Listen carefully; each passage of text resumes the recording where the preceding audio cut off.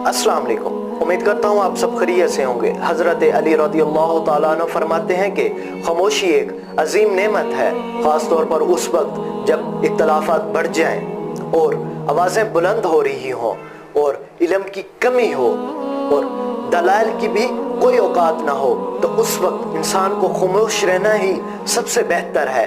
वो खामोशी आपके लिए एक अजीम नेमत साबित हो सकती है, बिल्कुल इसमें कोई शक नहीं।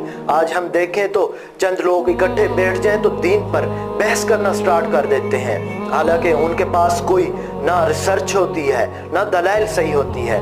अगर आप ये गलत बयानी करेंगे, अगर किसी ने उस पर अमल कर लिया और वो दीन के खिलाफ हुआ, मुखालिफ हुआ और वो उस पर अमल करता है, तो उसको जो गुनाह होना है उसके जिम्मेदार भी आप होंगे, उससे भी आपको भी गुनाह होगा। खुदारा इस चीज़ से महफूज रहें। अगर आपको ये वीडियो पसंद आई है